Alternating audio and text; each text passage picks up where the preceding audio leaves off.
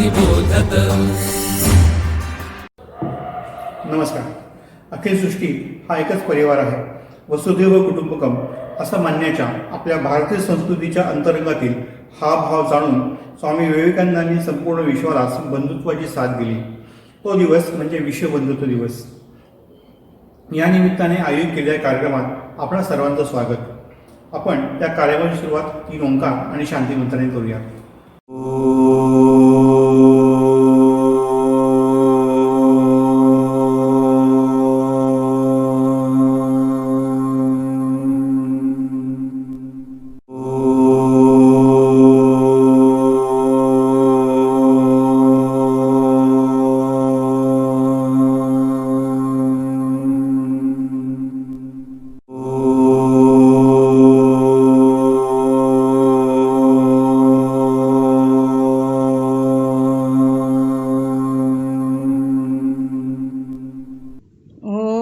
सहनाववतु सहनौ भुनक्तु सह वीर्यङ्करवावहै तेजस्विनावधीतमस्तु मा विद्विषावहै. ॐ शान्ति शान्ति शान्ति. आजचा दिवस स्वामी विवेकानंदांच्या दिग्विजयाचा दिवस. त्यानिमित्ताने त्यांना वंदन म्हणून एक गीत सादर होत आहे. त्यानंतर आपला मुख्य कार्यक्रम सुरू होईल. अवघ्या विश्वाने ज्यांना वंदन केले आहे, जे संपूर्ण विश्वाच्या हिताची इच्छा करणारे आहेत, सकल विश्वोद्धाराची कामना करणारे आहेत, अशा वीर संन्यासी स्वामी विवेकानंदांचा जय जयकार असो. विश्ववंदितो विश्वहितैषी विश्वोद्धारमनीषी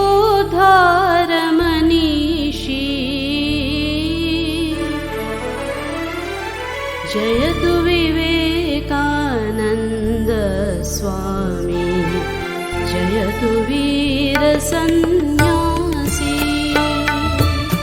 जयतु वीर संन्यासी, जयतु वीर संन्यासी, जयतु विवेकानंद स्वामी, जयतु वीर संन्यासी. सकल तत्वज्ञानाबरोबरच पांचभौतिक नवविज्ञान अवगत असलेल्या, जगाच्या इतिहासाचे पुराणांचे दर्शन घडवणाऱ्या, मनस्वी परमेश्वर दर्शनाची निरंतर इच्छा करणाऱ्या स्वामी विवेकानंदांचा विजय असो.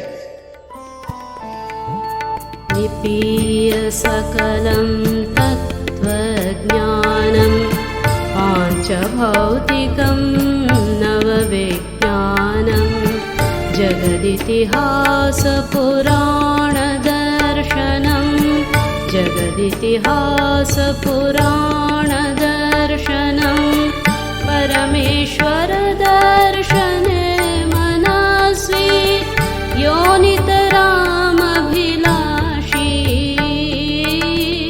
जयतु विवेकानंद स्वामी, जयतु वीर संन्यासी.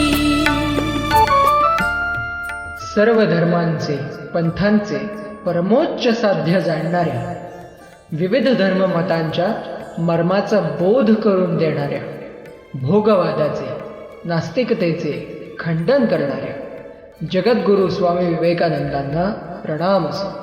त्यांचा जय जयकार असो.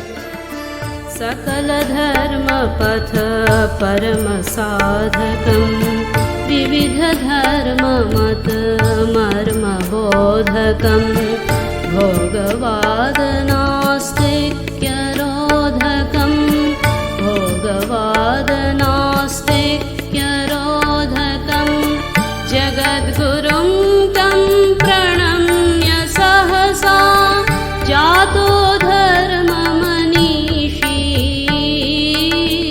जयतु विवेकानंद स्वामी, जयतु वीर संन्यासी. गावागावात, नगरानगरात, नदी नद्यांच्या तीरांवर, घोर अशा अरण्यात, गुहांच्या कपारीत, लोकांचे विपन्न अवस्थेतले जीवन पाहून ज्यांचे मन व्याकुळ झाले, अशा स्वामी विवेकानंदांचा जय जयकार असो.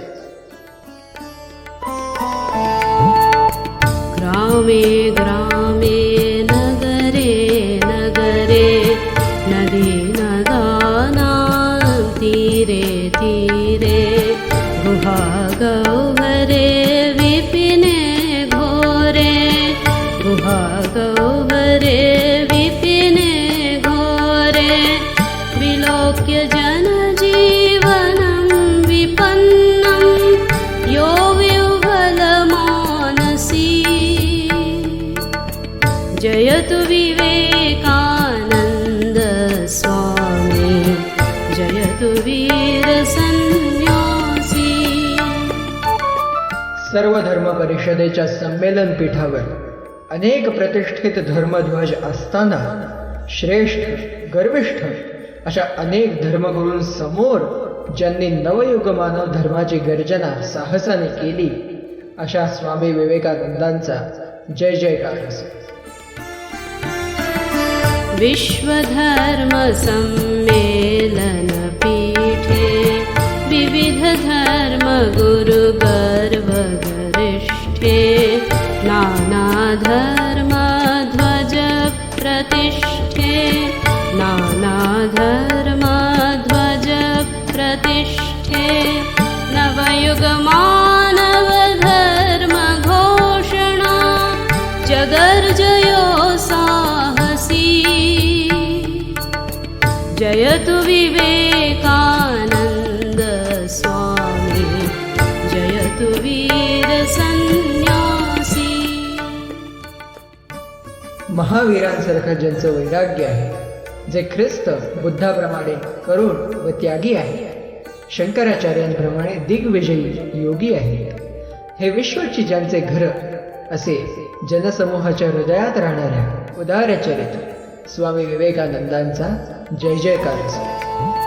महावीरैव परमविरागी ख्रिस्तबुद्धवत् करुणस्त्यागी शङ्करैव दिग्विजयी योगी शङ्करैव दिग्विजयी योगी उदारचरितो विश्वकुटुम्बी जनगणहृदय निवासी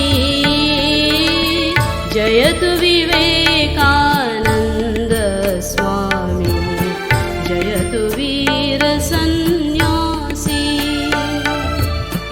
जयतु वीर संन्यासी जयतु वीर संन्यासी जयतु विवेकानंद स्वामी जयतु वीर संन्यासी. विश्वख्यातं कृतं येन भारतस्योज्ज्वलं यशः वन्दे विवेकानन्दं तं सद्धर्मपथबोधकम्. ज्यांनी भारताची कीर्ती यश उज्ज्वल केले व भारताला विश्वविख्यात केले, त्या सद्धर्म पथाचा बोध करून देणाऱ्या स्वामी विवेकानंदांना नमस्कार. आजच्या आपल्या संवाद सत्रासाठी आपल्याला विवेकानंद केंद्राच्या जीवनोती कार्यकर्त्या अलका गौरी जोशी मार्गदर्शक म्हणून लाभलेल्या आहेत. मी त्यांचा थोडक्यात परिचय करून देतो. अलका गौरी पुण्यातील रेणुका स्वरूप शाळेत त्यांचे प्राथमिक आणि माध्यमिक शिक्षण झाले. त्यांनी सप महाविद्यालयातून वाणिज्य शाखेची पदवी प्राप्त केलेली आहे. 1991मध्ये कन्याकुमारी इथे झालेल्या मैत्री शिबिरामध्ये त्या सहभागी होत्या. त्यानंतर विवेकानंद केंद्राच्या संपर्कात त्या आल्या आणि पुढे जीवनोती कार्यकर्त्या म्हणून त्या केंद्रामध्ये रुजू झाल्या. त्यांनी नाशिक नागपूर येथे कार्य केलेले आहे. 1999 ते 2013 या काळामध्ये त्या अरुणाचल प्रदेशात कार्यरत होत्या. त्यांनी तेथे नगर संघटक प्रांत व्यवस्था प्रमुख म्हणून काम केलेले आहे.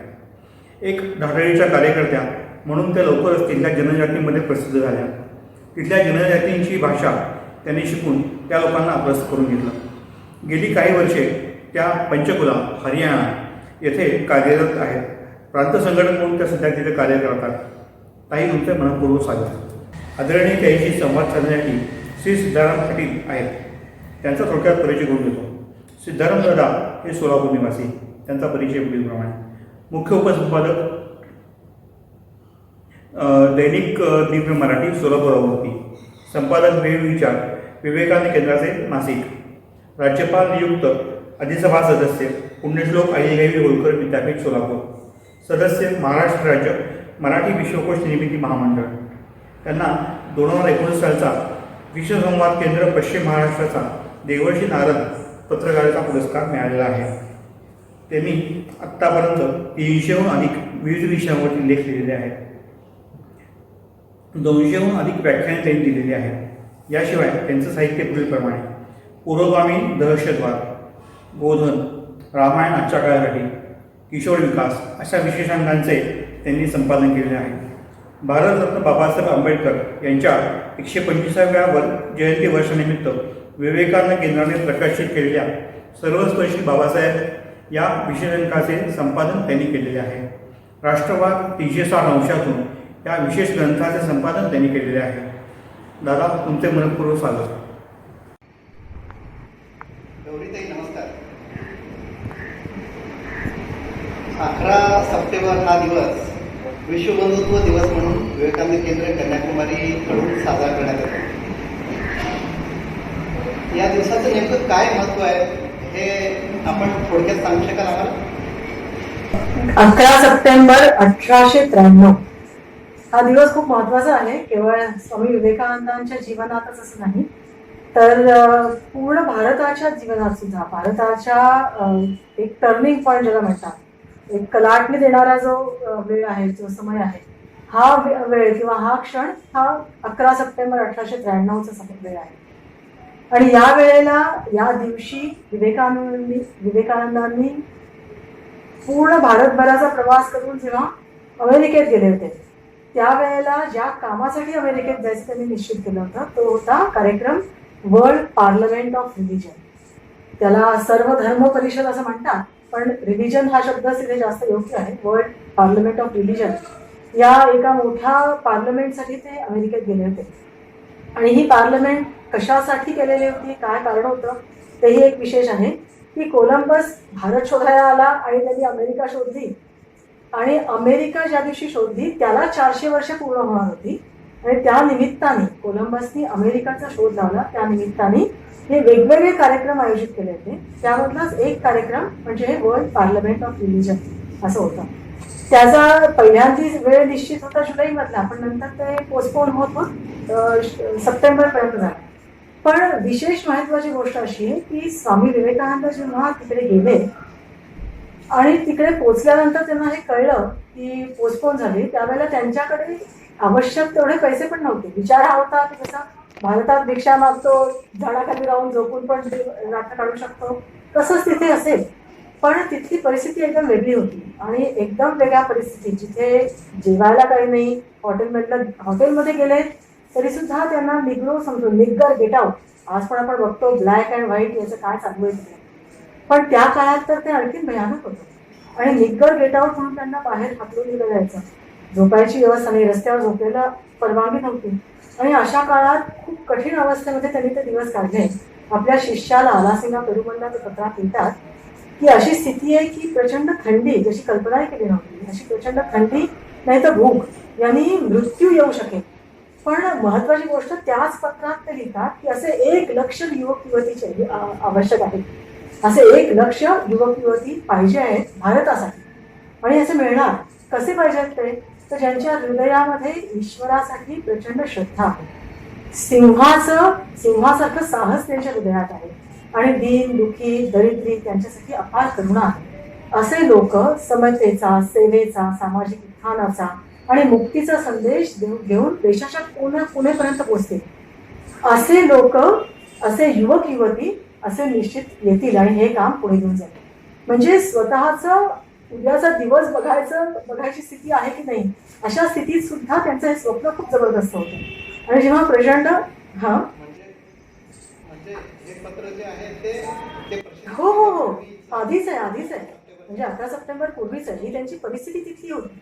म्हणजे स्वामीजींचा भारत परिक्रमामध्ये भारताचा अनुभव, भारताचा, आपल्या संस्कृतीचा, आपल्या तत्वज्ञानाचा त्यांचा अभ्यास आणि विदेशात गेल्यानंतर तिथली स्थिती, तिथल्या लोकांचा व्यवहार, हे सगळं बघितल्यानंतर इव्हन इतकंच नाही तर माहिती असेल 11 सप्टेंबरच्या आदल्या दिवशीची रात्र त्यांना राहायला जागा नव्हती. कुडकुडत त्यांनी रेल्वे स्टेशनवरच्या लाकडाच्या पेटीमध्ये ती रात्रभर आपल्या स्वतःच्या थंडीपासून बचाव करण्यासाठी रात्री पेटीत राहिलेले होते. आणि दुसऱ्या दिवशी कसे बसे पोचले, तिथे पत्ता मिळत नव्हता, कसे बसे पोचले, शेवटी मदत येतेच ईश्वराची. आणि त्यांना जेव्हा विचारलं तुम्ही आता बोलाल, ते म्हणले नाही मी नंतर बोलतो. कारण इतका मोठा जनसमुदाय त्यांनी आजपर्यंत बघितला नव्हता. 7,000 लोक त्या कोलंबस हॉलमध्ये तिथे उपस्थित होते. आणि हे सगळे लोक म्हणजे हा सर्वसामान्य जनसमुदाय नव्हता, हा अमेरिकेतले विचारवंतांचा समुदाय होता. आणि यांच्या समोर जेव्हा उभं राहून बोलायचं आहे, स्वागताचं उत्तरच द्यायचं होतं, पण तरी ते म्हणत होते माझे पाय कापताय. त्यांनी आपल्या पत्रात लिहिलंय की माझं तोंड सुकून गेलंय, ओठ सुकलंय, तोंडाला कोरड पडली आहे आणि काय बोलणार माहित नाही. लोकांनी आपली पत्र लिहून आणली आहेत, का उत्तर द्यायचं तर लिहून आणलेलं आहे, भाषणं लिहून आणलेली आहेत, पण माझी काहीच तयारी नाहीये. त्यामुळे त्यांनी 2दा तर टाळलं, पण तिसऱ्या वेळेला जेव्हा त्यांचं नाव घेतलं गेलं तेव्हा ते उभे राहिले. आणि आपल्या सगळ्यांना माहिती आहे ते फार महत्वाचे शब्द आहेत. जे संबोधन त्यांनी अमेरिकावासींना केलं होतं ते होतं sisters and brothers of America. आणि प्रचंड कडकडाट टाळ्यांचा, 2 मिनिटं टाळ्यांचा कडकडाट चालू होता. डॉक्टर बॅरोजना तो थांबवायला लागला, त्या निमित्ताने ते पुढचं भाषण करू शकतील. पण हा टाळ्यांचा कडकडाट हा केवळ त्या शब्दांसाठी नव्हता. म्हणजे असं लिहिलेलं आहे की स्वामीजींच्या आधी पण 3 लोकांनी sisters and brothers of America ह्या शब्दांचा प्रयोग केलेला होता. जे बौद्ध धर्माचे 2 लोक होते, जपानचे, श्रीलंकाचे, आणि प्रतापचंद्र मुजुमदार जे थिओसॉफिकल सोसायटीचे प्रवर्तक म्हणून गेले होते. तर त्या तिघांनी या शब्दांचा उपयोग केला होता, ब्रदर्स अँड सिस्टर्स. पण ते शब्द तेच असले तरी सुद्धा हा भाव जो होता तो महत्वाचा. म्हणून मी मुद्दामून सांगितलं की पहिल्यांदा स्वामीजींची अमेरिकेतली जी स्थिती होती, या स्थितीकडे बघून सुद्धा त्यांच्या शब्दांमधून ती स्थिती दिसत नाही. त्यांच्या शब्दांमध्ये हे प्रेम जे आहे की खरंच समोर बसलेले सगळेजण आहेत ते माझे स्वतःचे आप्त आहेत, माझे बंधू भगिनी आहेत. आणि हे केवळ त्यांना वाटलं असं नाही, तर प्रत्येक 7,000 लोकांच्या हृदयापर्यंत ती गोष्ट पोहोचली. प्रत्येकाला वाटलं हा बोलणारा व्यक्ती माझा आपला माणूस आहे. हे जो भाव निर्माण करणं आहे ना, तो हृदयातून यायला पाहिजे, तरच तो हृदयापर्यंत पोहोचतो. आणि केवळ हे 5 शब्दच नाही, तर त्याच्यानंतरचं सुद्धा त्यांचं काही महत्वाचं भाषण आहे. त्या भाषणामुळे भारताच्या भविष्याला कलाटणी मिळाली असं म्हणता येईल. कारण असं की तोपर्यंत भारत हा एक गुलाम देश, एक दरिद्री देश, एक अशिक्षित देश, अशीच ओळख भारताची बाहेर होती. पण त्या निमित्ताने, या भाषणाच्या निमित्ताने लोकांना हे कळलं की नाही, आम्हाला भारताकडनं शिकणं आवश्यक. आम्ही केवळ लोकांना सहन करतो असं नाही, तर आम्ही स्वीकार करतो. हा जो भाव आहे की जे लोक आहेत या देशाचा मी प्रतिनिधी आहे म्हणून जो अभिमान स्वामीजींच्या शब्दात दिसतो, त्यांच्या वाक्यात दिसतो की या संस्कृतीचा अभिमान आहे, या हिंदू धर्माचा मी एक प्रवर्तक म्हणून आलोय, त्याचा अभिमान आहे. आणि केवळ इतकंच नाही, तर हा संपूर्ण विश्वाला एकत्रित करणारा, संदेश देणारा हा हिंदू धर्म आहे. तर याच्यामुळे मुख्य गोष्ट काय झाली, तर विदेशी लोकांचं, पाश्चिमात्य लोकांचं भारताबद्दलचं मत बदललं. तोपर्यंत भारत गरीब, दरिद्री, गुलाम, त्याचं रूप बदलून तो आता भारतापासून आम्हाला शिकायचं आहे, हा एक विषय त्यांच्या डोळ्यासमोर आला. आणि दुसरं असं म्हणतात हे जे भाषण आहे, हे भाषण 2.5 ते 3 मिनिटाचंच आहे तसं म्हटलं तर. ते भाषण मुळात ऐकणं आवश्यक आहे. 2.5 ते 3 मिनिटात मुख्य गोष्ट अशी आहे की जो अभिमान आहे की मी ज्या परंपरेत आलोय, मी ज्या देशात आलोय, ज्या संन्यासी परंपरेत आलोय, त्याचा अभिमान सार्थ त्याच्यात दिसतो आहे. दुसरी गोष्ट की हे असं राष्ट्र आहे ज्यांनी अनेकांना इथे आश्रय दिलेला आहे. आम्ही असं नाही म्हणत की आमचंच फक्त खरं आणि तुमचं खोटं. तुम्ही जे पूजा पद्धती करता, जे तुम्ही फॉलो करता ते सोडून द्या आणि आम्ही जे करतोय ते तुम्ही फॉलो करा, असं भारताने कधीच म्हणत नाही.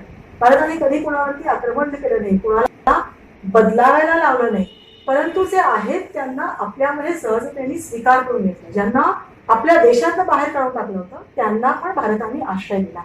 आणि दुसरी महत्वाची गोष्ट याच्यात आहे की जसं वेगवेगळ्या नद्यांचं पाणी शेवटी समुद्राला मिळतं, त्याप्रमाणे हे विचार वेगवेगळे असले, त्या पद्धती वेगवेगळ्या असले, पण शेवटी तो एक ईश्वर आहे आणि त्याच्यापर्यंतच आपल्या सगळ्यांना पोचायचं आहे हे समजणारा भारत आहे.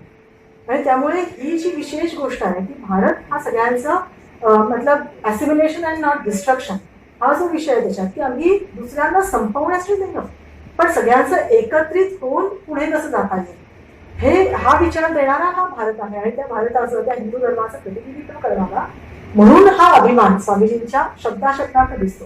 केवळ अभिमान अहंकार नाहीये, तर हे एक जबरदस्त प्रेम आहे की हे सगळं विश्व जे आहे हे विश्व एक कुटुंब आहे, एक परिवार आहे. आणि परिवारात जसं एकमेकांशी प्रेम असतं तेच प्रेम स्वामीजींच्या शब्दात्मक तिथे प्रकट झालं. आणि त्याच्यामुळे भारताबद्दलचा दृष्टिकोन पूर्ण विश्वाचा याच्या कारणाने बदलला गेला. अर्थ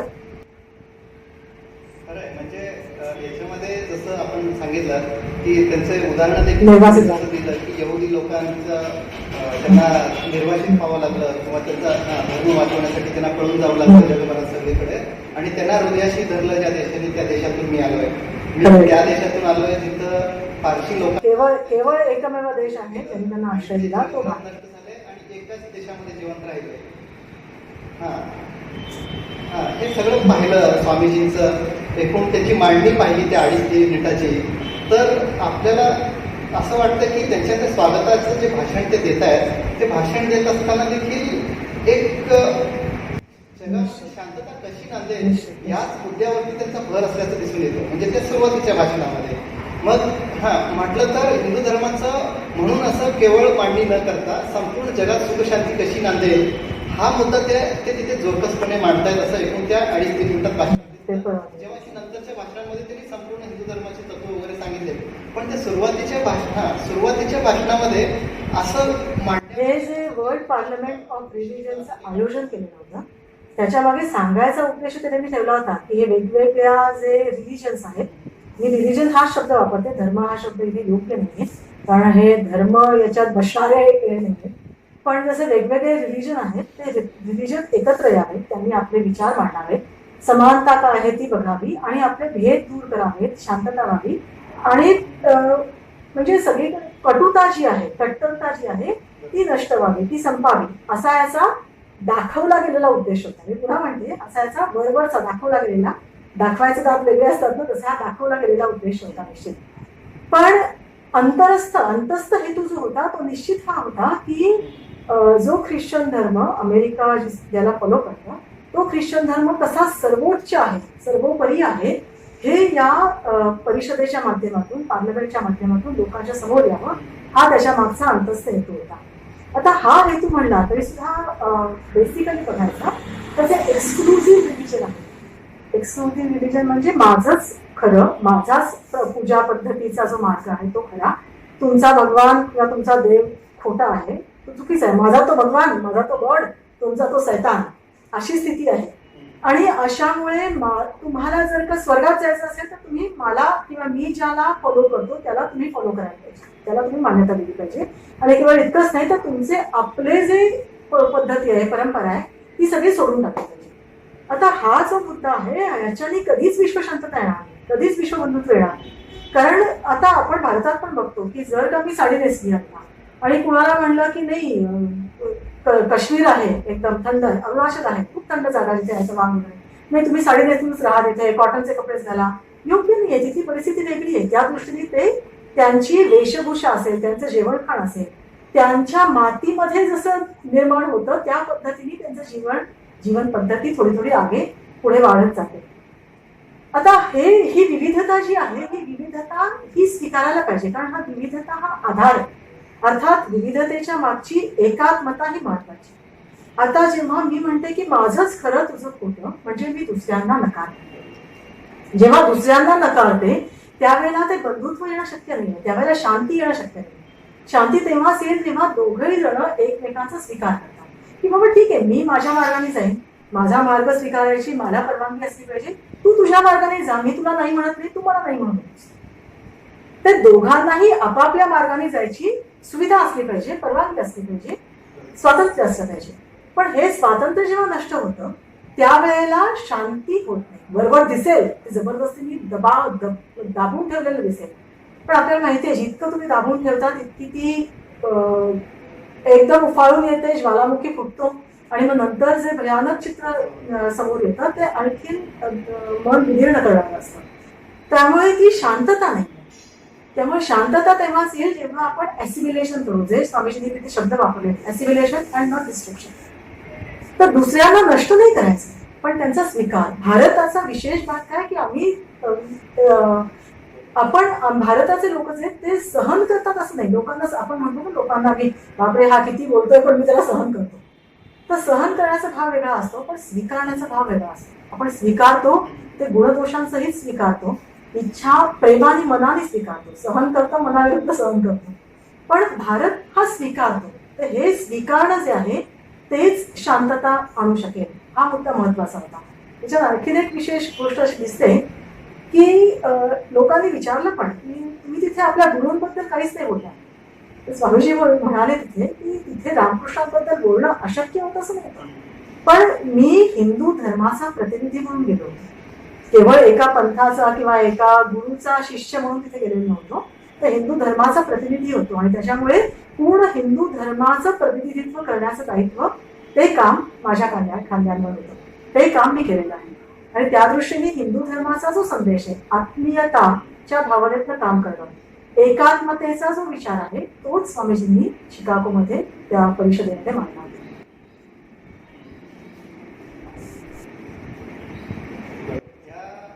म्हणजे पहिल्या भाषणामध्ये स्वागताला उत्तर जे दिलं त्या भाषणामध्ये स्वामीजी असंही म्हणाले की आजवर या पृथ्वीतलावरती जो रक्तपात झालाय तो केवळ माझाच धर्म खरा असं म्हणणाऱ्या लोकांच्या धर्मवेडामुळे झालाय.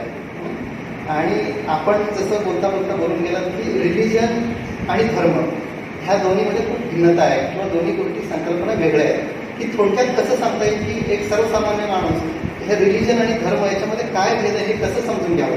म्हणजे आपण नेहमी म्हणताना म्हणतो की अरे हा तुझा धर्म कुठला आहे, तर आपण त्याचा अर्थ रिलिजन अर्थानेच घेतो, पण मूळतः त्याचं त्या दोन्हीमध्ये खूप भिन्नता आहे हे खरं आहे. तर त्या भिन्नतेला कसं समजून घ्यावं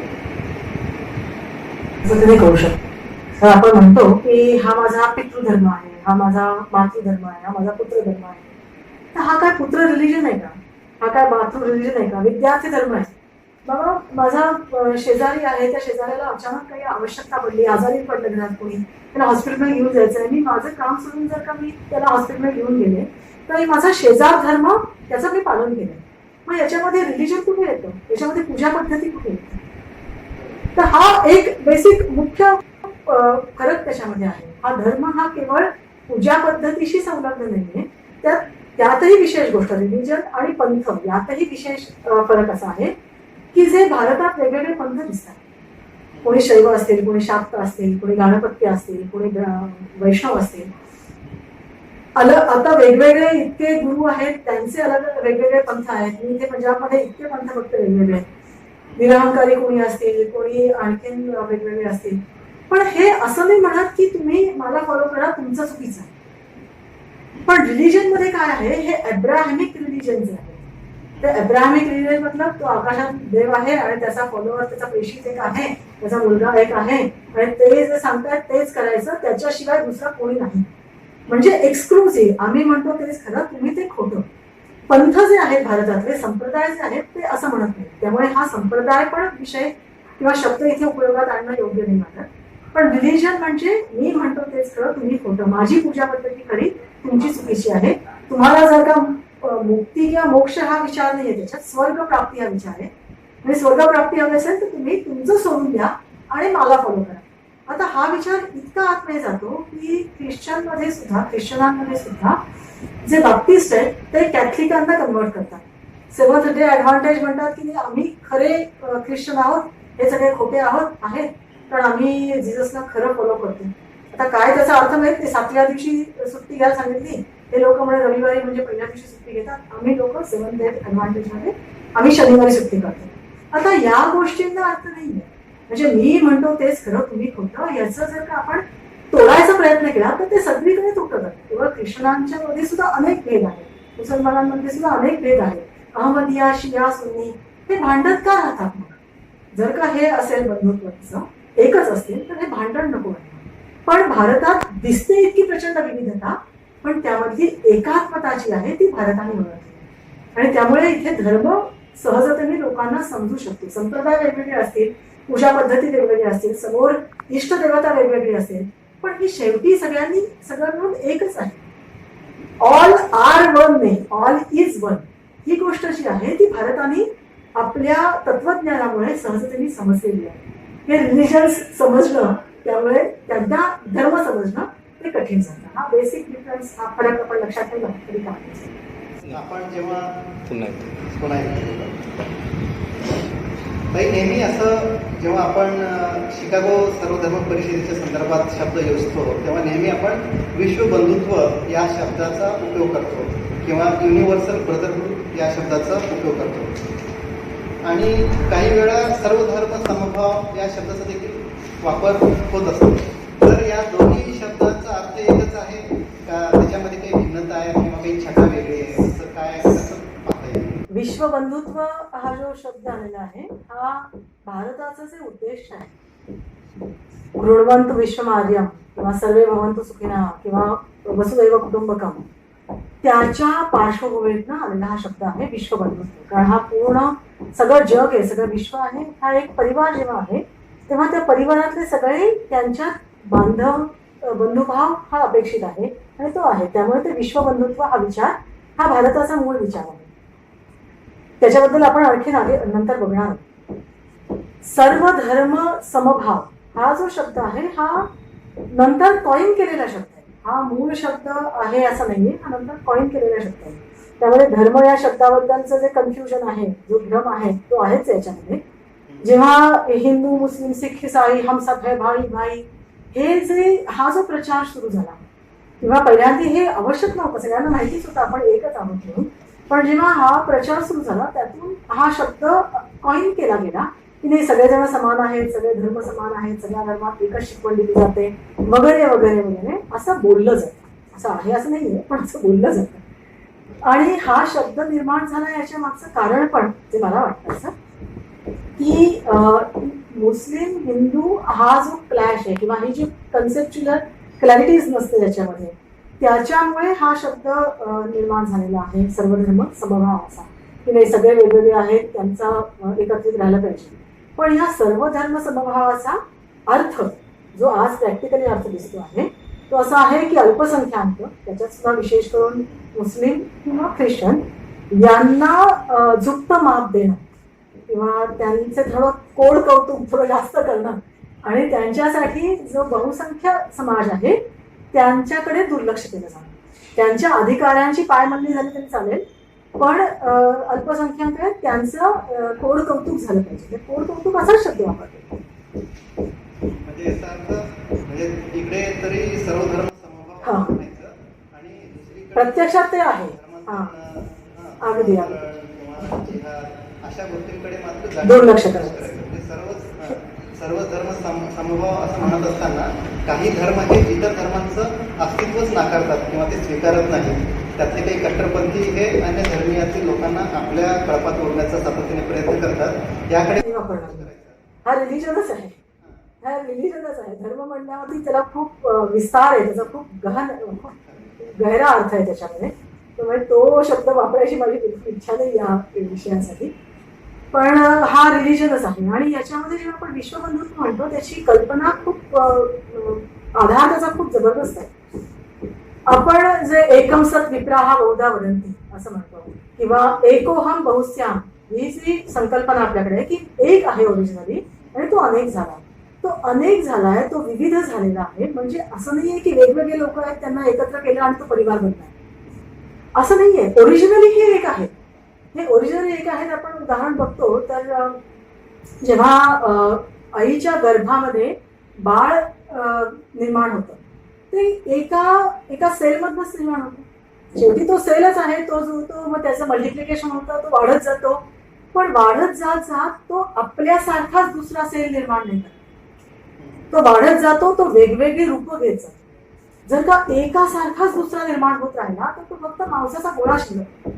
पण तो वाढत जातो, त्याची रूपं बदलतात. कोणी त्यातला काही असेल किडनीचं रूप घेतं, कोणी ब्रेन घेतं, कोणी केस बनतं, कोणी नख बनतं, कोणी डोळे, हात.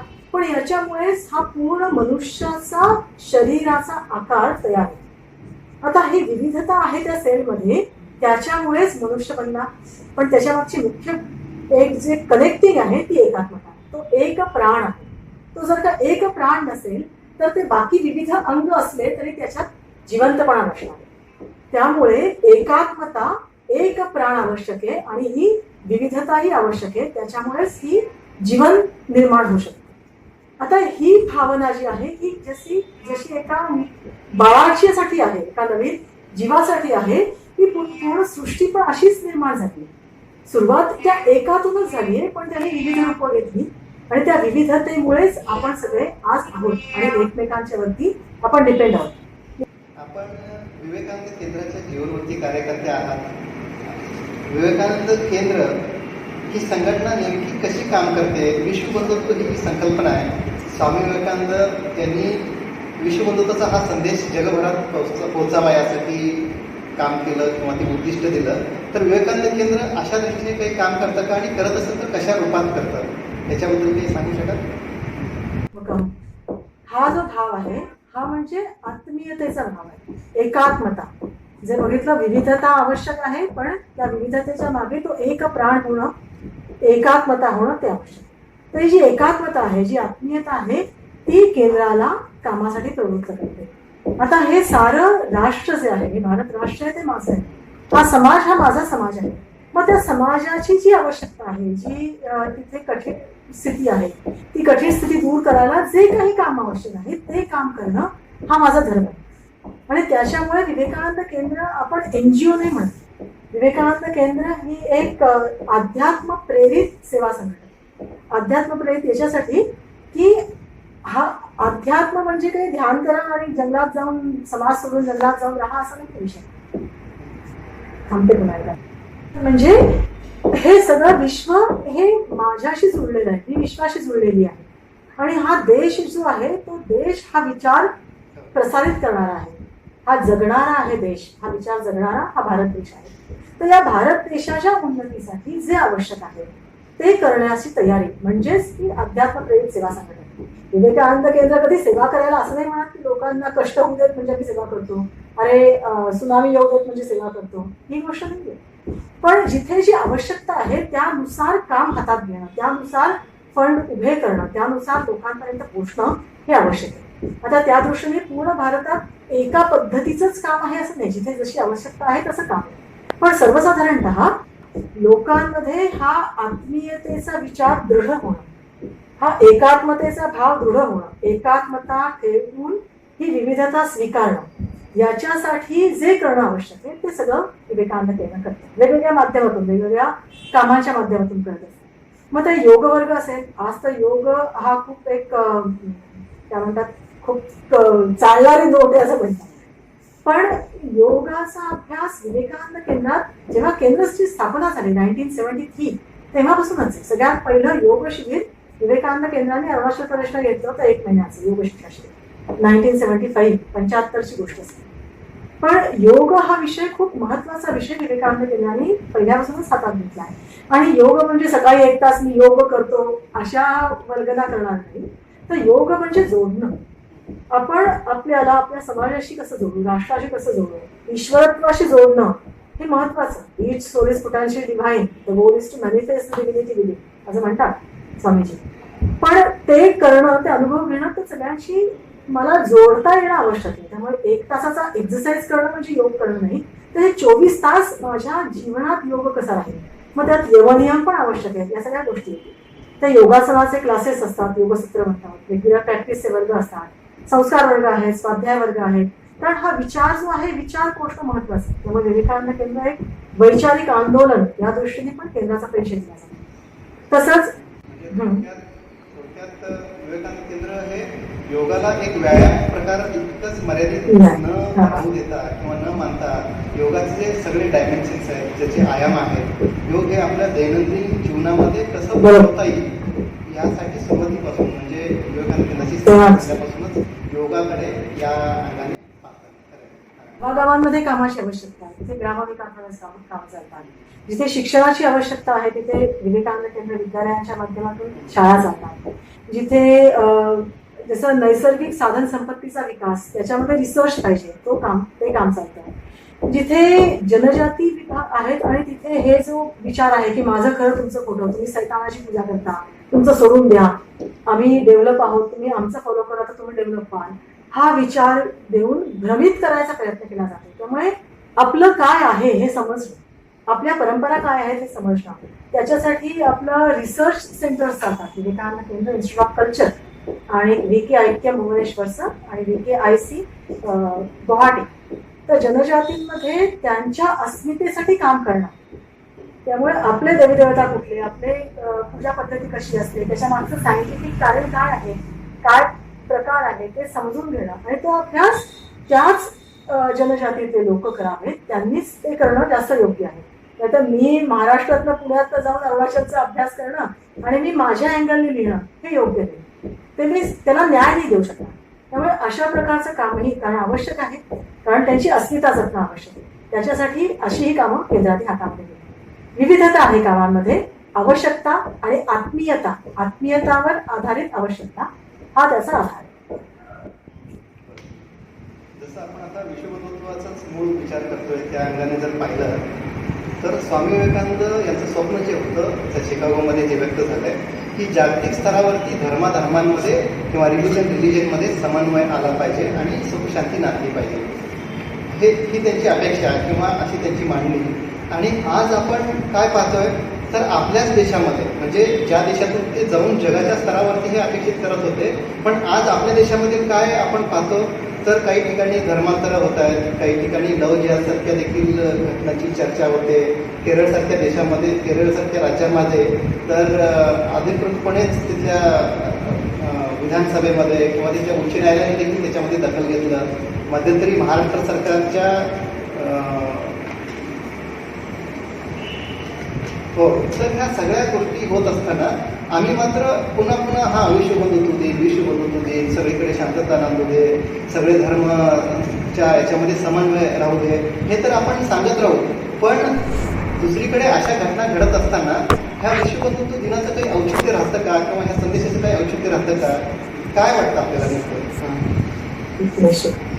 निश्चित औचित्य खूप आहे आणि हे महत्त्वपूर्ण आहे समजून घेण्यासाठी. आता काही ठिकाणी असेही कार्यक्रम चालतात की सर्व धर्म परिषद तिकडे गेली होती, वर्ल्ड पार्लमेंट रिव्हिजन होतं, तर आम्ही पण त्याच्यासाठी इथे वेगवेगळ्या पंथाच्या वेगवेगळ्या रिव्हिजनच्या लोकांना बोलवून कार्यक्रम करू. तर त्याचं काही औचित्य नाही, विवेकानंद केंद्र असे कार्यक्रम नाही करत. पण जो संदेश त्यांनी तिथे दिलेला आहे, जो संदेश सगळ्यात महत्वाचा, त्यांनी जो अनुभवला की हे युरोप जो आहे, स्वामीजीच्या शब्दात सांगायचं तर युरोप हा ज्वालामुखीच्या तोंडावर बसलेला आहे. आणि खरोखरच आपण बघतो हे बढ़ल्यानंतर 10-15 वर्षामध्ये पहिलं महायुद्ध सुरू झालं, त्यानंतर दुसरं महायुद्ध झेललं गेलं. आणि आपण बघतो 2001ला अमेरिकेत 11 सप्टेंबरला ज्या दिवशी हे स्वामीजींनी भाषण दिलं होतं त्याचा संदेश न स्वीकारल्यामुळे जे परिणाम झाले त्याचा परिणाम पण वर्ल्ड ट्रेड सेंटरच्या हमल्यामध्ये आपण बघतो 11 सप्टेंबरला 2001ला झालेला दिसतो. कारण तो संदेश जो आहे त्याच्याकडे लक्ष दिलं गेलं नाही. आता प्रश्न कसा आहे की आपण तर आपल्या रक्तामध्ये आहे, हिंदूंच्या रक्तामध्ये ती गोष्ट आहे, ते सगळ्यांचा स्वीकार करतात. पण सगळ्यांचा स्वीकार करता करता समोरचा व्यक्ती जर का चुकीचं सांगतोय, तो जर का माझं तोडायला बसलेला आहे, माझे विचार संपायला बसलाय आणि मी त्याला स्वीकारायला तयार आहे, अशा वेळेला मी माझ्या पायावरतीच. आपण जेव्हा जसं न्यूजपेपर्स बघतो, काही विचारवंत जे म्हणतात त्याची मांडणी पाहतो, तेव्हा आपल्या असं ध्यानात येतं की आपल्याच देशामधील याच संस्कृतीच्या लोकांना आपला काय संदेश आहे याचाही परिचय नाही आहे मुळात. त्यामुळे हा सगळा गैरसमज. आपण सगळ्यांना सामावून घ्या इथपर्यंत थांबतोय, पण सगळ्यांना सामावून घ्यायचं याच्यासाठी माझ्याकडे ताकद असली पाहिजे ना. ती ताकद दिसल्यावरतीच निश्चितप्रमाणे दुसरे लोक कधी झुकतील, कधी स्वीकारतील, जेव्हा ताकद दिसेल. म्हणून लोक म्हणायचे ना तेव्हा की तुम्ही गुलाम आहात, तुम्ही काय शिकवणार. हा जो विषय आहे त्याच्यासाठी ते स्वतंत्रता आवश्यक आहे. ते स्वतंत्र आहे तर तुम्ही स्वतंत्रतेचा संदेश देऊ शकाल. त्याच्यामुळे सामर्थ्य हे महत्वाचं आहे. सामर्थ्यच शांती आणू शकतं. पण काही लोकांच्या मांडणीतून बऱ्याचदा असंही ध्यानात येतं की हे धर्मांतर सारखे विषय असतील, लव जिहाद सारखे विषय असतील, आणि असे विषय तुम्ही कशाला उकरून काढताय, याच्यामुळे अशांती माजेल. म्हणजे बचावात्मक अशा स्थितीमध्ये म्हणजे जी समस्या आहे त्या समस्येला फेस न करता ही समस्या आहे हे सांगणं म्हणजे जणू अशांतीला निमंत्रण देणं, असा जो एक समज एक लोकांमध्ये असतो काही लोकांमध्ये, तर ते सामर्थ्य नसल्यामुळे किंवा दुबळेपणा झाकण्यासाठी हे असं करतात असंही म्हणता येईल आपल्याला. खरं थांबलं म्हणून उजाडायचं राहत नाही ना. जर का बाहेर आग लागली आणि मी म्हटलं की नाही मी डोक्यावरती पांघरून घेऊन बसतो, मला काही होणार नाही, ते शक्य नाही आहे. ती आग लागलेली आहे आणि ती आपल्या घरापर्यंत येणार आहे. जर का मी त्याच्यासाठी काही नाही केलं तर मी त्याचा बळी होणार आहे आज ना उद्या. आणि आज माझेच कोणी बंधू बांधव, कोणी भगिनी त्याचा बळी होत आहे. तर तो आत्मीयताचा जो विषय आहे ना की ते माझे नाहीये, हा जोपर्यंत भाव मनात आहे तोपर्यंत काम होणार नाही. तर आत्मीयतेचं स्तर वाढवणं हेच आवश्यक आहे. म्हणजे तुम्ही बिना कामाचे राहू शकणार नाही. ही झळ जी आहे ती आपल्या हृदयाला पोचेल. आता मला एक खूप महत्त्वाच्या मुद्द्याला हात घालायचा आहे.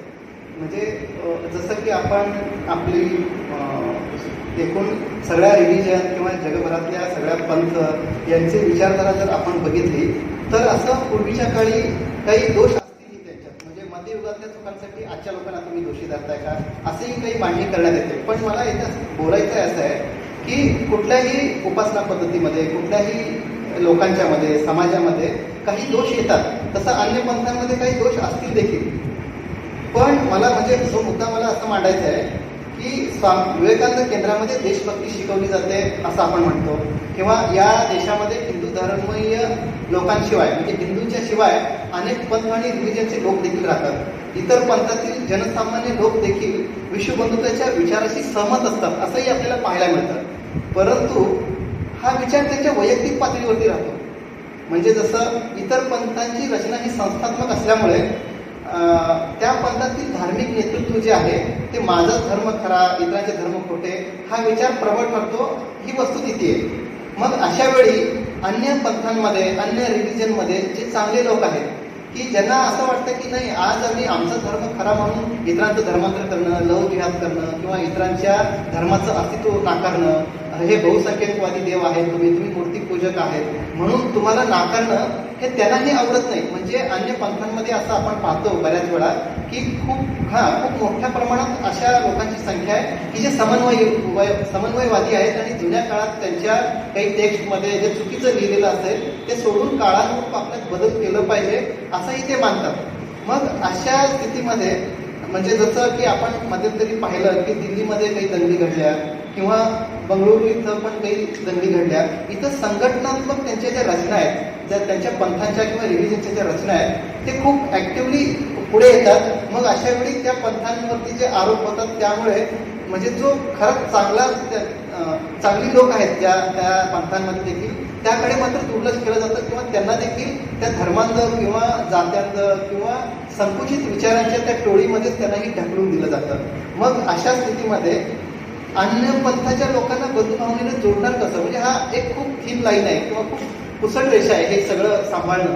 कारण काय, एकीकडे आपण अशा धर्मांधतेला पाठीशी घालू शकत नाही किंवा कानाडोळा करू शकत नाही आणि त्याच वेळा त्या पंथांमध्ये असलेल्या काही उदार मतवादी किंवा ह्या सगळ्या लोकांना समन्वय हे योग्य वाटतं, आपल्या पंथातील चुकीच्या गोष्टी सोडून दिलं पाहिजे असंही वाटणारे जे लोक आहेत त्यांना सोबत घेणं. मग ह्या सगळ्या याच्यामध्ये कसरत आहे ती एक. ह्याच्याकडे आपण कसं पाहता किंवा त्यांना कसं विश्वबंधुत्वाच्या भावनेशी जोडून घेता येईल, काय कसं म्हणता येईल?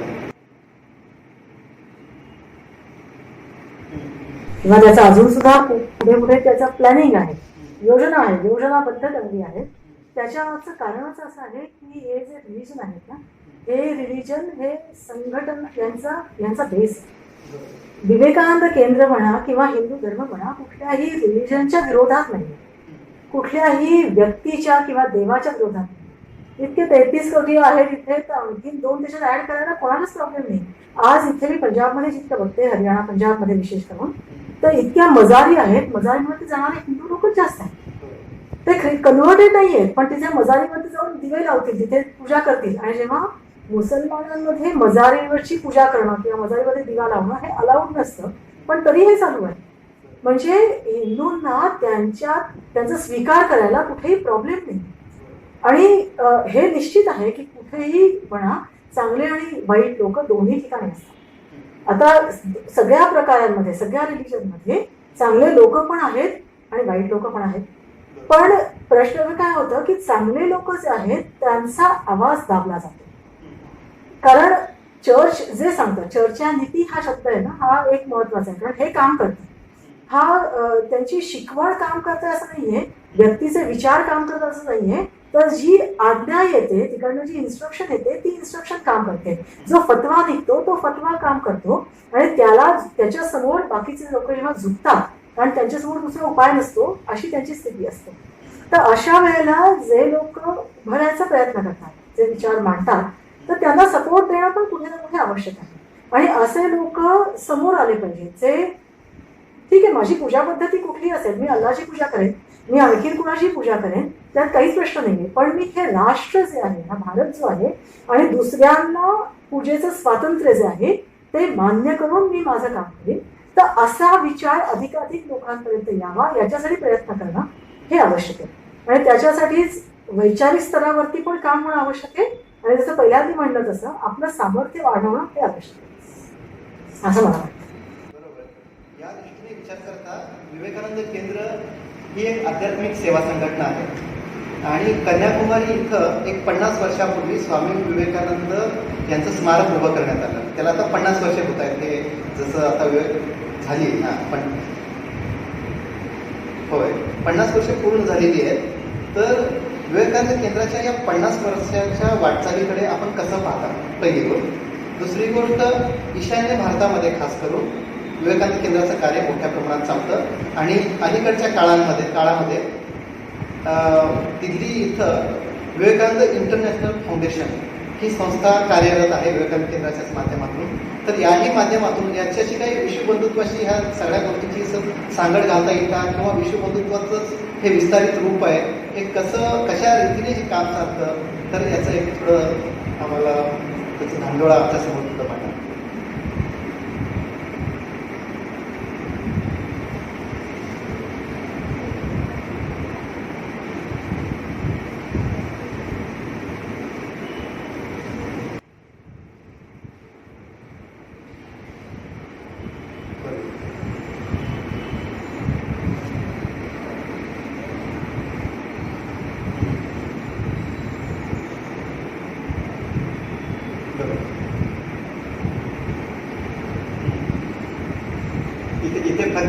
इथे फक्त मला एक गोष्ट वाढवावीशी वाटते. म्हणजे जेव्हा मध्यंतरी आम्ही चर्चा करत होतो काश्मीर या विषयाच्या संदर्भात, तेव्हा मुद्दा अरुणाचलचा असा आला की समजून चला की काश्मीरमध्ये जसं धर्मांतरण झालंय गेल्या काही शेकडो वर्षांमध्ये, तसं जर अरुणाचल प्रदेशामध्ये जर धर्मांतरितांची संख्या किंवा धर्मांतरित शक्ती जर तिथे जास्त प्रमाणात असतं, तर आज चीनला किती अनुकूल वातावरण असलं असतं. म्हणजे हे रोखण्याचं काम ही खूप मोठ्या प्रमाणात ह्या तिथल्या सगळ्या कार्याने साध्य झालंय. आणि ही गोष्ट पण आता जगजाहीर लागली तशी की नॉर्थ ईस्टच पूर्ण, जसं पाकिस्तान वेगळं केलं, बांगलादेश वेगळं झालं, तसं नॉर्थ ईस्टच एक पूर्ण वेगळं करायचा प्रयत्न हा अजूनही चालू आहे. आणि त्याच्यासाठी तिथे प्रचंड काम चालू आहे, प्रचंड प्रमाणावर. किती कमी 20 लाख लोकसंख्या असेल, 20-22 लाख अशी झाली असेल आतापर्यंत. पण 22 लाखाच्या लोकसंख्येसाठी तिथे 2 बिशप आहेत. इतकं खूप जोराने तिथे काम चालू आहे तसं. पण जे विवेकानंद केंद्राचं नॉर्थ ईस्टमध्ये काम आहे ते अस्मिता जागरणाचं काम, तिथे कन्व्हर्जनचं काम नाही. आपण दुसऱ्यांच्या विरोधात काम करायचं हा विषयच नाही. आपण कोण, आपले रूट्स, आपली मुळं कुठे आहेत, आपल्या पूर्वजांनी जे करून ठेवलेलं आहे त्याच्या मागचे कारण शोधणं आणि त्याची आज काय महत्व आहे ते समजणं हे आवश्यक आहे. आता त्याच्यामध्ये बोलायला गेलं तर खूप महत्वाचे आणि खूप मोठे मोठे विषय आहेत. ज्यांना रुची आहे त्यांनी अवश्य आपल्या तिथे सेमिनार झाले जनजातींमध्ये, त्याचे पेपर्स पडले तर त्याबद्दल खूप स्पष्टता आहे. पण केंद्राचं जे काम आहे तिथे खूप खूप महत्वाचं काम आहे. त्यामुळे आज अरुणाचल बाकी नॉर्थ ईस्टच्या राज्यांसाठी एक आदर्श बनला आहे. कारण अरुणाचलमध्ये पहिल्यांदा जे नव्हतं ते आज सुरू झालं आहे. वेगवेगळ्या जनजाती आपल्या आपल्या देवी देवतांची मंदिरं बनवतात. कारण शेवटी ती शक्ती एकच आहे, त्याचं रूप वेगवेगळं असेल. त्यामुळे त्या आपल्या रूपाची मंदिरं बनवून त्याची पूजा पद्धती सुरू करून लोकांना पण दुसरं बदण्याची गरज नाहीये, आपलंच कसं महत्वाने विकसित करता येईल. पहिल्या ती मंदिरं नव्हती, आज आवश्यकता आहे तर मंदिरं उभी करू. तर अशी लोक निर्माण झाली, ज्यांनी मंदिरं सुरू केली, अशा संघटना सुरू झाल्या. आणि यामागे विवेकानंद केंद्राचा एक खूप मोठं काम केंद्राने याच्यामध्ये केलेलं आहे.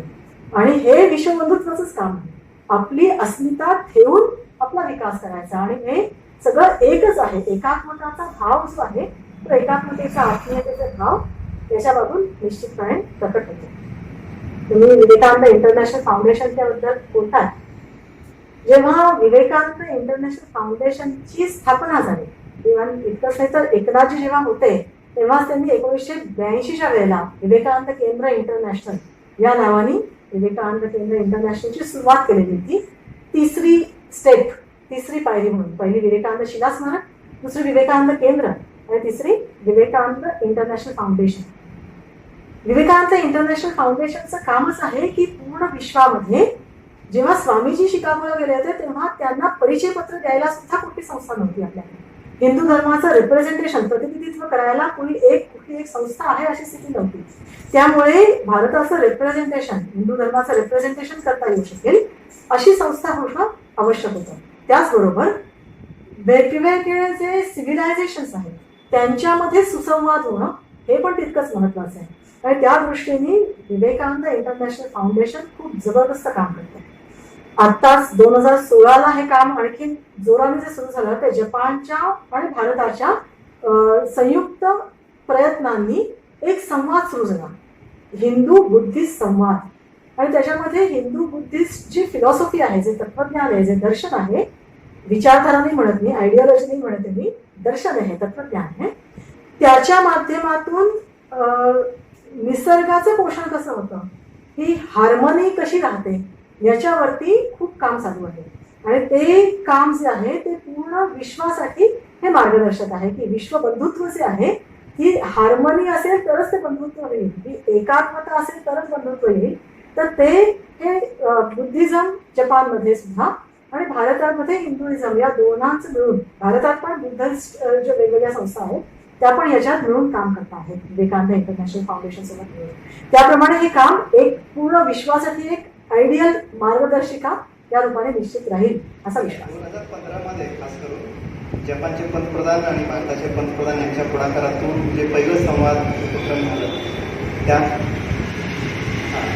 तर त्यामध्ये जगभरातील 18 देशांच्या काही प्रमुख धोरणकर्त्या लोकांनी त्याच्यात सहभाग नोंदवला होता. तर 26 देशांची लोक होती. तर हे सगळं पाहिलं की की भारताचा जो मूळ विचार आहे आणि भारताचा विचार जे बाहेरच्या देशांपर्यंत पोहोचलेला आहे अनेक शेकडो वर्षांमध्ये, त्या सगळ्यांनी एकत्र येऊन हा विचार पुढे घेऊन जो विश्वबंधुत्वाचा विचार आहे त्यासाठी विवेकानंद इंटरनॅशनल फाउंडेशन प्रत्यक्ष कृती रूपातून काम करते असं दिसतं. तर यामध्ये आणखी पुन्हा एक आपल्या बोलण्यातून किंवा मांडणीतून असा विषय येतो की विवेकानंद केंद्र ही आध्यात्मिक पायाभूत सेवा संघटना आहे किंवा आध्यात्मिक संघटना आहे,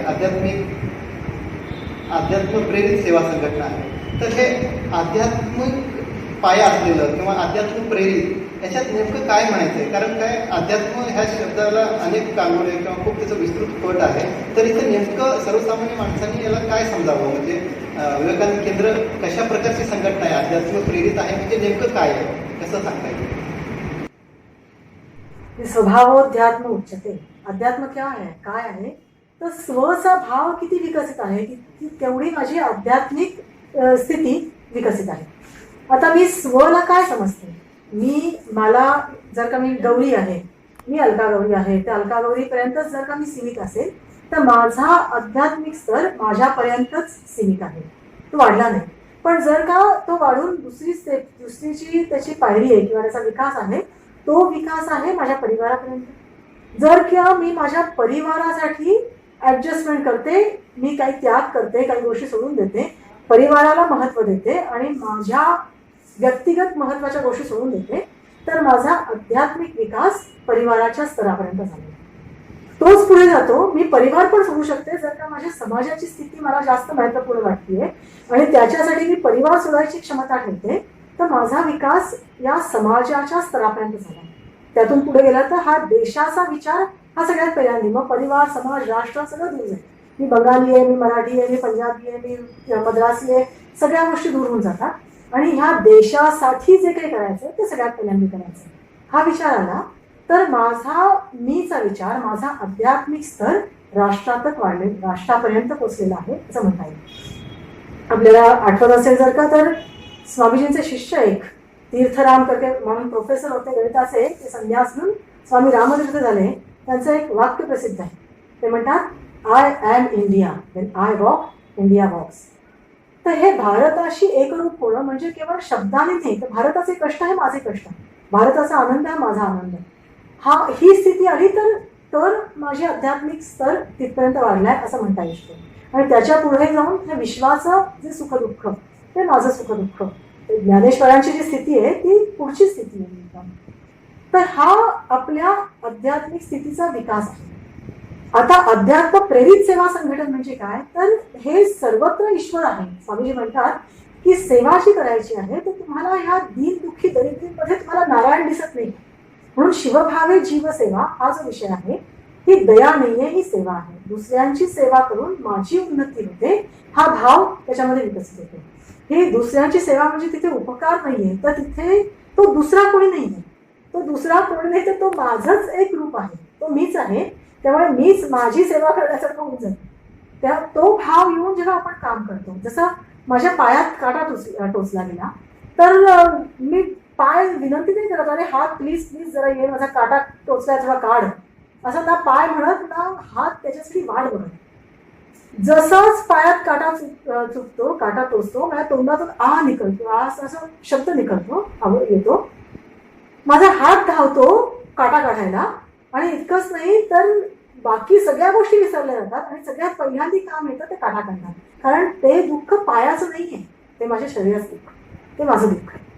तर ती स्थिती जेव्हा येते त्या स्थितीपर्यंत जाणं हा आपला आध्यात्मिक विकास आहे. आणि त्याच्यामुळे अध्यात्म प्रेरित सेवा संघटन म्हणजे हा समाज दुसरा नाही आहे, हा माझा आहे, मीच आहे, त्याची सेवा करणं म्हणजेच माझा आध्यात्मिक विकास इथे, त्याच्याच दृष्टीतून माझा आध्यात्मिक विकास इथून होत असतो, असा हा विचार आहे. त्यामुळे त्याच्या 3 पायऱ्या स्वामीजी सांगतात. सेवेच्या 3 प्रकार सांगतात. एक आहे प्राथमिक सेवा, की अन्न, वस्त्र, निवारा, मेडिकल एड देणं, या बेसिक जिवंत राहायला मनुष्याला ज्या गोष्टी आवश्यक आहेत माणसाला त्या देणं म्हणजे प्राथमिक सेवा झाली. पण आपल्या पायावर उभं करणं, त्याच्यासाठी मदत करणं. स्वामीजी म्हणायचं ना की किती दिवस मासा खायला घालणार, तुम्ही मासा पकडायला शिकवा. आता हे आपल्या पायावर उभं करणं ही त्याच्यापेक्षा अधिक चांगल्या स्तराची सेवा झाली. त्याच्यापेक्षा पुढची सेवा की मी का आहे, माझा जीवन जे आहे, जन्म जे आहे तो कशासाठी झाला, असं काय काम आहे की जे काम करण्यासाठी हा मनुष्य देह मला मिळाला आहे, तर ते ज्ञान मिळणं आणि लोकांना ते ज्ञान मिळावं यासाठी प्रयत्न करणं, हे 3ऱ्या प्रकारची ही सेवा झाली. आणि माननीय एकनाथजी त्याच्या पुढे जाऊन म्हणतात की असा समाज निर्माण करणं ज्याच्यामध्ये ज्या व्यक्तीची जी आवश्यकता असेल ती तिथल्या तिथे पूर्ण होऊन जाईल. म्हणजे असा समाज जिथे कोणी भुकेला राहणार नाही, जिथे त्याला घर नाही असा कोणी राहणार नाही, असा समाज ज्याच्यामध्ये ज्याला जिथे ऍडमिशन घ्यायची आहे आणि ज्याची क्षमता आहे त्याला ती सुविधा प्राप्त होऊन जाईल. तो असा एक आदर्श समाज रचना निर्माण करणं ही सर्वोच्च सेवा झाली. तर त्या सेवेसाठी काम करणं म्हणजे त्याला आणखीच वेळ लागतो. आता मी कुणाला जेवायला घातलं भुकेल्या माणसाला, त्याचा चेहरा बघून माझ्या मनाला शांती मिळते, तर मला रिझल्ट लगेच मिळतो.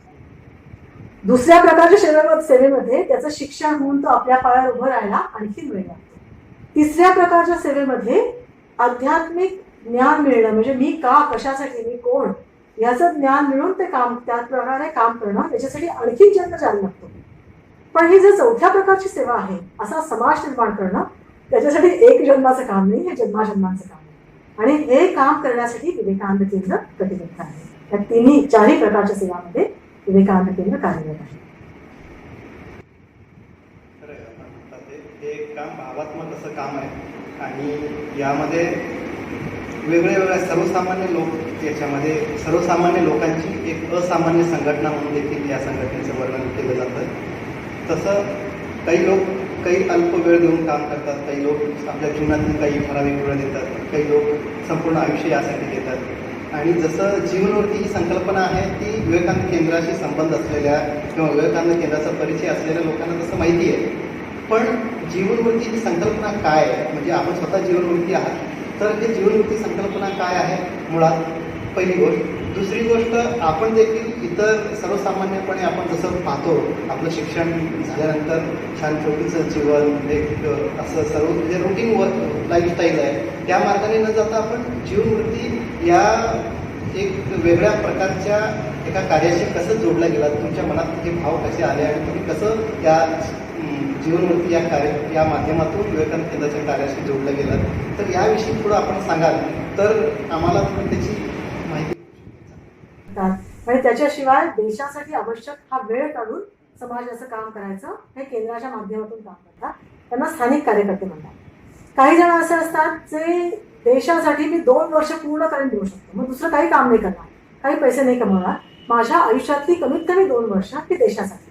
मग नंतर परत येऊन लग्न पण करतील, मग नोकरी पण करतील, व्यवसाय पण करतील, आपला परिवार पण बघतील आणि मग पण काम करतील स्थानिक कार्यकर्ता म्हणून. पण जेव्हा 2 वर्ष हे देशासाठी म्हणून पूर्ण वेळ काम करतात त्यांना सेवाव्रती म्हणतात. काही लोक असे असतात की रिटायर्ड झालेत किंवा व्हॉलेंटरी रिटायरमेंट घेतली आहे, शरीरात ताकद आहे, रिटायर्ड बट नॉट टायर्ड असं म्हणता येऊ शकेल. तर त्यांचा अनुभव, त्यांची कार्यक्षमता हे वानप्रस्थी कार्यकर्त्याच्या रूपाने ते देशासाठी देतात. आणि चौथा जो प्रकार आहे तो आहे जीवनवृत्ती कार्यकर्ता.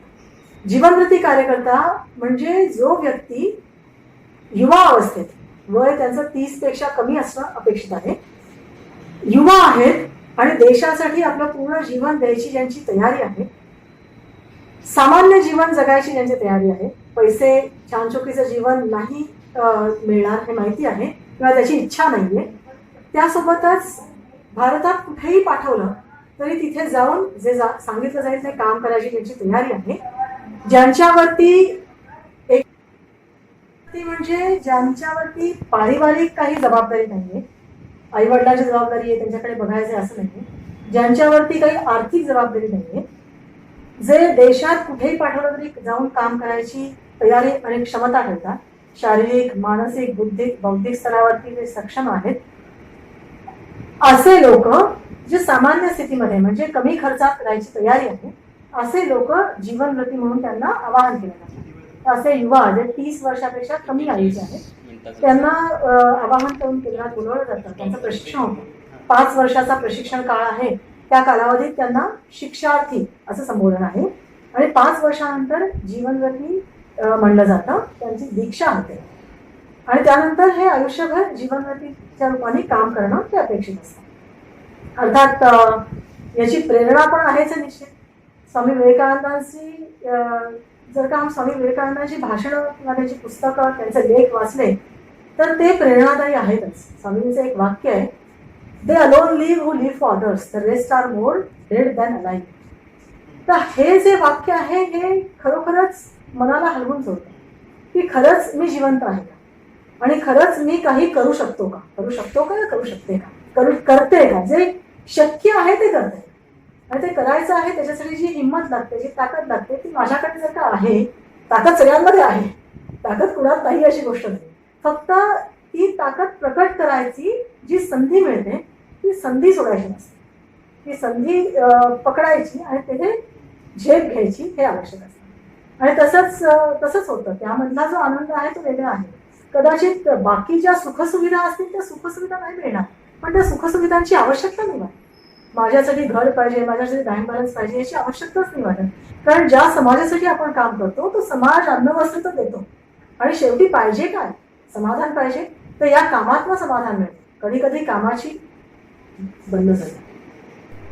तर हा एक विशेष प्रेरणा आहे की लोकांनी आपली जीवनं दिलेली आहेत स्वातंत्र्यासाठी, तर आज त्याच्यासाठी जगायचे आपल्याला, म्हणायचं तर नाही तर का ना हा विचार करून, का चॅलेंज न घेता जगावं, तर हे चॅलेंज घ्यावं, काहीतरी रिस्क घ्यावी काहीतरी वेगळं करता येईल, काहीतरी चांगलं करता येईल, आपल्या आयुष्याचा उपयोग होईल, हा विचार करून पूर्णकालीन रूपाने जुळलेले केंद्रामध्ये खूप लोक आहेत आणि ते अर्थात ते कमी आहेत आणि स्थानिक कार्यकर्ता जास्त आहेत.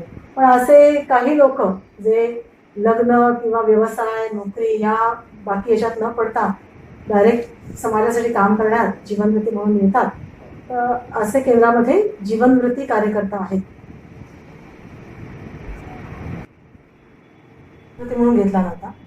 आणि कुठला एक क्षण केवळ याच्यासाठी कारणीभूत झाला असं मला वाटत. एक तर पूर्वजन्माचे संस्कार असतील, मला जो परिवार मिळाला त्या परिवाराची पुण्याई आहे, माझ्या आजी आजोबांची पुण्याई, माझ्या आई वडिलांची पुण्याई, त्या परिवाराची पुण्याई, ते वातावरण, तेही त्याला निश्चित कारणीभूत झालं.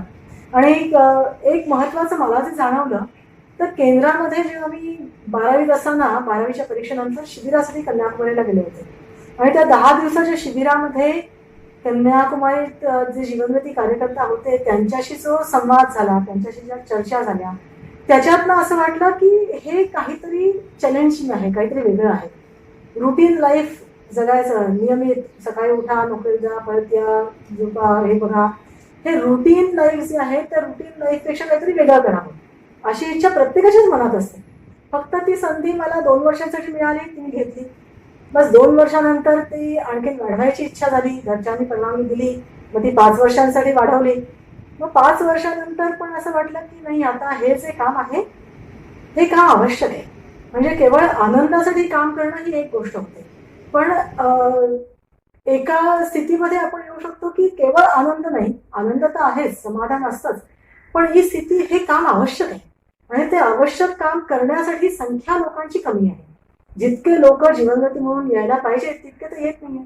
मग त्याच्यामुळे आपल्या मनात जर काय हा विषय आहे, हा विचार आलाय, तर तो विचार संपता कामा नये. त्यामुळे मग 5 वर्षानंतर हा विचार कंटिन्यू झाला.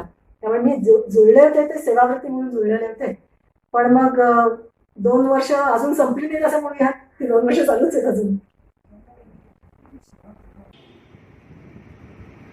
आपल्या जीवनामध्ये, आपल्या कॉलेज लाईफमध्ये, आपल्या तरुणपणी असं काही एखादी घटना घडली का, किंवा एक असं काय झालं की ज्यामुळे आपल्या मनाने, कारण माझं संपूर्ण आयुष्य मी एका कार्यासाठी झोकून देणं, जिथून पगाराची अपेक्षा नाही, जिथून आपल्या आई वडील, आपलं घर हे सगळं सोडून देशभरात जिथे पाठवतील तिथे जाणं आहे, हे धाडसी निर्णय आहे, अद्भुत आहे. तर हे होण्यासाठी काहीतरी असं काही घडावं लागतं किंवा मनात असं विचार, जसं आपण बोललं ते खरंच आहे, पण तात्कालिक कारण जसं ज्याला आपण म्हणतो की असं, किंवा हां कुठला असं तो क्षण होता की जेव्हा आपल्या मनाने घेतलं की हां मला ह्या कार्यासाठी पूर्ण आयुष्य द्यायचं आहे, असं काही सांगता येईल? खूप चांगलं आयुष्य आणि सात्विकतेने, सहजतेने, साधारणतेने जगता येऊ शकतं हे दिसतं. इतके मोठे मोठे लोक जे डॉक्टर आहेत, PhD आहेत, इंजिनियर आहेत, आणखीन काय खूप मोठे अवॉर्ड्सवाले पण असतील, पण त्यांना त्या अवॉर्डची चिंताच नाहीये. ते सहजतेने जे बोलतात, सहजतेने आपला पण जे आहे ना, ती केंद्राची ती ताकद आहे. ते परिवाराचा जो भाव आहे, परिवाराचा फिलिंग जे आहे, कुटुंबाचा फिलिंग आहे, हा माझा परिवार आहे, हा भाव जो आहे तो खूप ताकद देतो आणि तो भाव हा खूप महत्वाचा आहे.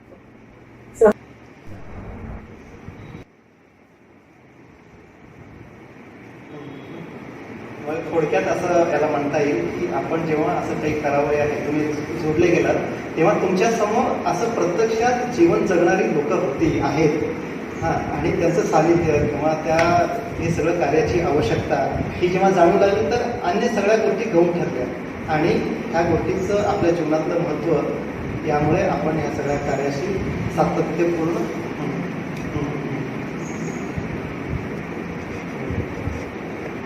म्हणजे होय.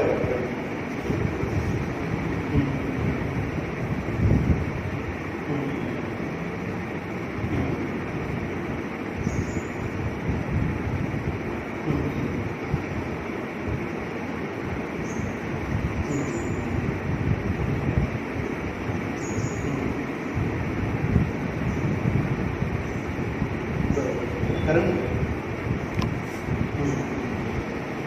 आणि स्वामी विवेकानंदांनी ज्या गोष्टीवरती फार भर दिला आणि सातत्याने सांगितलं, त्या 2 गोष्टी म्हणजे त्याग आणि सेवा. हे प्राचीन आणि शाश्वत आदर्श स्वामीजी जे सांगतात, ते आदर्श ह्या संकल्पनेतून समजून घ्यायला देखील चांगले आहेत आणि इतरांना प्रेरक देखील आहेत. तर या निमित्ताने आपण सर्वसामान्य नागरिक आहेत, सर्वसामान्य तरुण तरुणी आहेत, त्यांच्यासमोर आपण या निमित्ताने काय आवाहन कराल, काय संदेश द्याल, काय सांगाल त्यांच्यासाठी?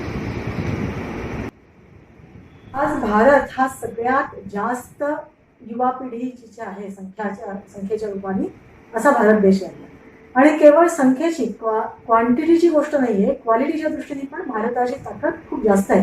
कारण पूर्ण विदेशांमध्ये पण आपण बघू तर बाकी देशांमध्ये सुद्धा भारताचा जो ब्रेन गेला आहे, तो भारताचा इतका चांगले लोक तिथे जे कामं करत आहेत त्यामुळे सुद्धा भारताची युवा शक्ती ही एक जबरदस्त ताकद आहे. फक्त ती युवा शक्ती आज त्याला चॅलेंज असं आहे की ती भरकटली तर भारताचा विकास होतो आणि त्याच्यामुळे आपले जे शत्रू मानतात भारताला ते त्याच्यासाठी प्रयत्न करतात. मग त्याच्यासाठी जी भुरळ पाडणाऱ्या ज्या गोष्टी आहेत त्या भारतात जास्त पसरवण्याचा प्रयत्न केला जातो. तर या भुरळीपासून आपल्याला सजग करायचं, जाणीवपूर्वक आपल्याला युवा पिढीला वाचवायचं. आणि हे वाचवणं तेव्हा शक्य, आपण तेव्हाच वाचू शकतो जेव्हा आपण अटॅक करू, आपण आक्रमकतेने काम करू.